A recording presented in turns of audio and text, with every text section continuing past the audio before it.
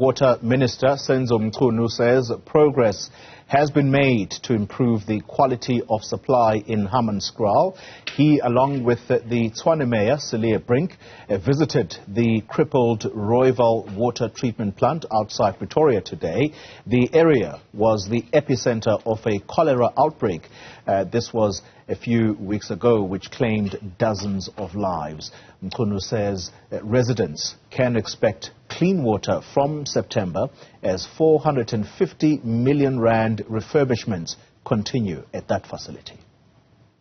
We had to look for money, we got money, and then we had to then start procurement processes which take time. And all of that, we passed it. We are now on site. We are now at the situation where there is dust and mud. This is what we came here to oversight.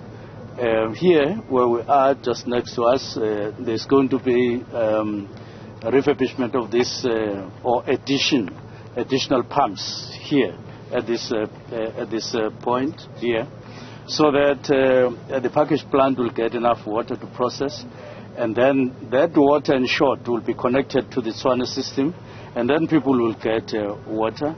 And before you ask me questions, I want to inform you that the first drop of water from this package plant we will see it in September, and it's no longer an open-ended thing in September this year.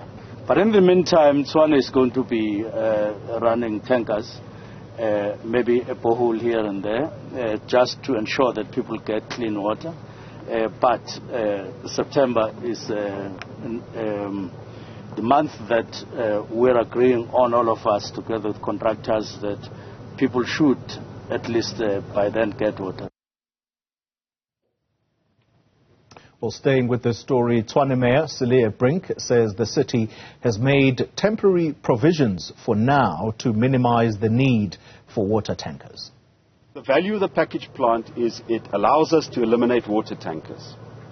And immediately when you say that, you realize the risk that this project faces from sabotage, from vested interests. And one of the things we're going to make sure we do is to cooperate as different spheres of government to secure the package plant, because people don't want water from tankers, they want water from the taps. We're doing an audit as the city of Tshwane on the water meters in that part of Hammanskraal that is dependent on the city. And we want to make sure that the day we start paying machalis for water received, that the consumers also pay. All right, let's continue with this conversation around the Rooiwal Wastewater Treatment Plant, and the Deputy Water and Sanitation Minister David Mahlobo joins us now for an update. Deputy Minister, good evening to you, and thank you for your time. Let's start off by describing the state of the Rooiwal Water Treatment Plant. How would you describe it? No, thanks, Colin. And a very good evening to your viewers across the length and breadth where you are reaching as Newzroom. We went there with Minister Mchunu and the MEC for COPTA in the province, MEC Kumalo, and the Mayor. At least, fully, we can say the medium to long-term problem of the Royval system that continues to discharge partially treated water into the Apis River, into the timber treatment plant, into the homes of people. A very reputable implementing agent, the Development Bank of South Africa, they are already on site, which is a very good thing. They have started the work. The contractor that does general building, the civil works, they have started there working on the inlets. And we're very pleased, including that funny work of a contractor that actually there were procurement challenges that the SIU was involved. We could see that that primary second tank, they are working on it. They should be able to complete in the mid of this year. But you could see that even the issues where they needed to be able to treat the water, the aerators, one is working, 6 of them are still not working. And we are expecting them to ensure that at least in the year 26-27, they are able to complete this task. On the second one, Because remember, in the short term, into the medium term, communities must get water from the taps so that then we don't continue to violate their rights, but the municipality will also be able to get an income because the water that comes from the tap, they will be able to bill it. Mahali's water, which is one of our implementing agents, there's a river there. The quality quality is not that bad. It's called Pinas Refir. There is a treatment plant that is existing there called Cliff Drift. That's where Minister Mtunu is saying that we're putting a 50 megaliter package plant. It's for the first time in our country you put a very big magnitude of a treatment plant. And the contractor is on board. And we could see that the first package, 12.5 megaliters, they will be able to produce by the end of September. Then certain communities in Hammanskraal will get water, not all of them. But towards the end of September, they will do the 25 megaliters. And then early next year, around March, they will have completed.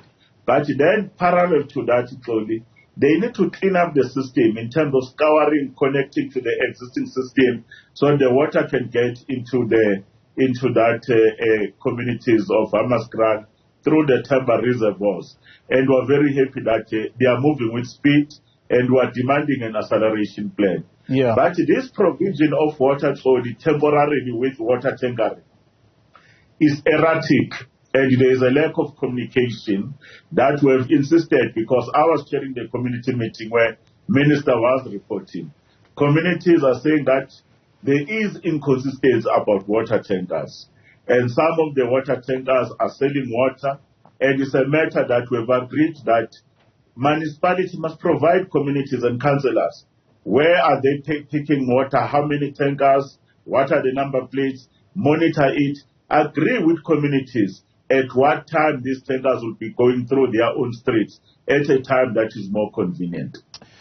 Deputy Minister, you raise a very point that I wanted to bring up because that seems to have stood out on the part of the mayor, minimizing the need for water tankers. You have just said that some community members are complaining that they are paying for this water that they get from water tankers.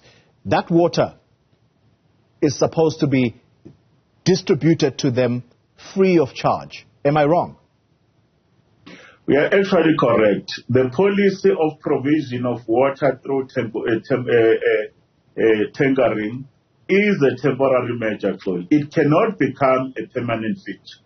That system has abuses because we even said when we were concluding the meeting, they must write on these tankers to say it's not for sale because some of these drivers are actually looking for sexual favors. And in certain instances, they are actually violating the contracts. They don't do the number of loads. There is technology. They must monitor this thing, work with the water committees that are there. And in future, our policy as government, we don't want private tankers. If they are used, let them be state-run because one of the things that we knew now is that sometimes they work with officials in government. They started to destroy the infrastructure, the pressure-reducing valves there. And then when they destroy the infrastructure, the water does not come out of the tap. When it doesn't come out of the tap, then they say there's an emergency. Bring a water tanker, and it continuously happens on that particular aspect. There is an element of vandalism, the abuse of the system, but more importantly, the communities are the ones that are left to dry. And that is the crucial element that you spring up now and which was addressed by the mayor, the risk of sabotage to this infrastructure.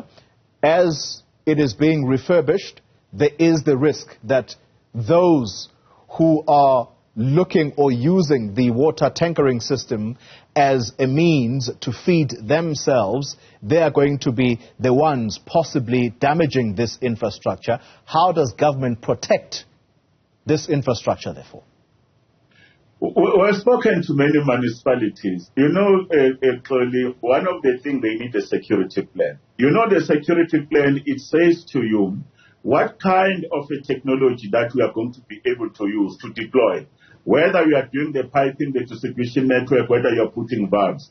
Remember, there was a time when people used to have taps, and normally those copper taps that were there, they used to be stolen.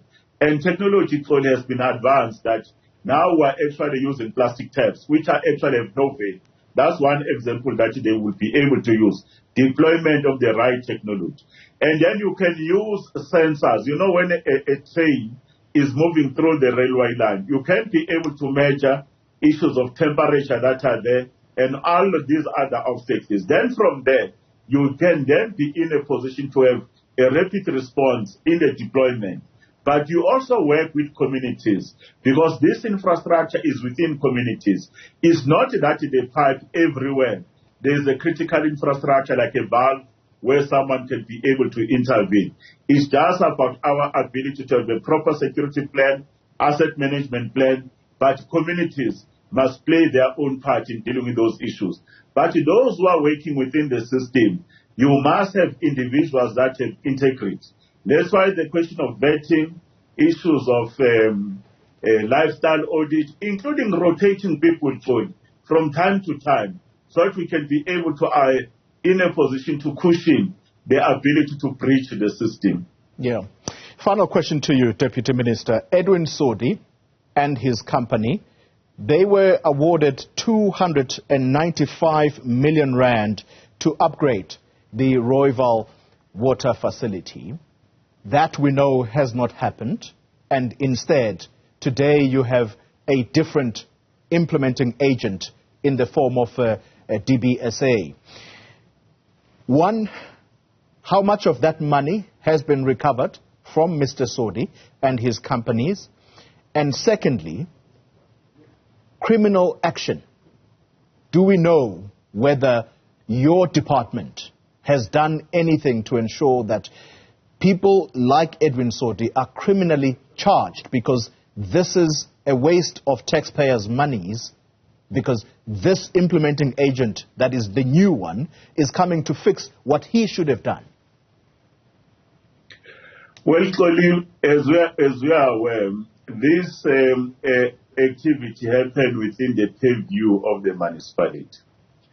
And when we learn about this particular issue, there was an engagement with His Excellency the President, including the executive mayors. And we supported the decision that a proclamation has to be made where the Special Investigating Unit has to come on board and do a particular investigation.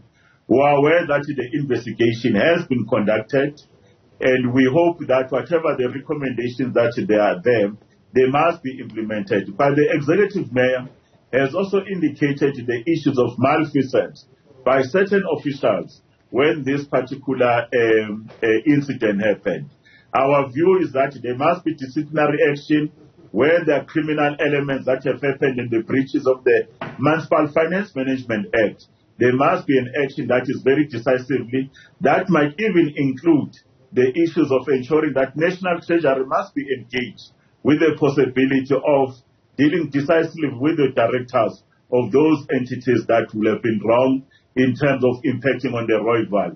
But that's what the mayor has assured the minister, and we have said with the MEC for COGTA, in terms of good governance, the provincial government and the ministry will follow through these issues. But we are very pleased not that there is a new implementing agent with a very good reputation.